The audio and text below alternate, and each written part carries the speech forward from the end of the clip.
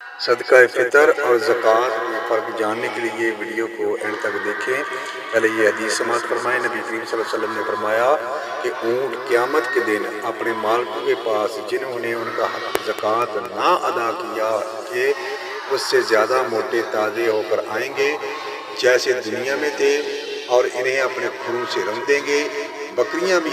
اپنے ان مالکوں کے پاس جنہوں نے ان کے حق نہیں ادا کیے، یعنی زکوٰۃ نہیں ادا کی، پہلے سے زیادہ موٹی تازی ہو کر آئیں گی اور انہیں اپنے کھروں سے رون گی اور اپنے سینوں سے ماریں گی۔ نبی کریم صلی اللہ علیہ وآلہ وسلم کی ذات مبارکہ نے ارشاد فرمایا کہ اس کا حق یہ بھی ہے کہ اسے پانی ہی پر، یعنی جہاں وہ چراگاہ میں چر رہی ہوں، دوہا جائے۔ نبی کریم صلی اللہ علیہ وآلہ وسلم کی ذات مبارکہ نے فرمایا کہ کوئی شخص قیامت کے دن اس طرح نہ آئے کہ وہ اپنی گردنوں پر ایک ایسی بکری اٹھائے ہوئے ہو جو چلا رہی ہو اور مجھ سے کہے کہ اے محمد مصطفیٰ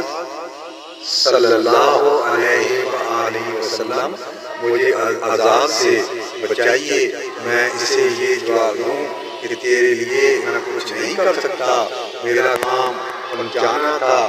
یعنی حکم پہنچانا تھا زکوٰۃ کا کہ زکوٰۃ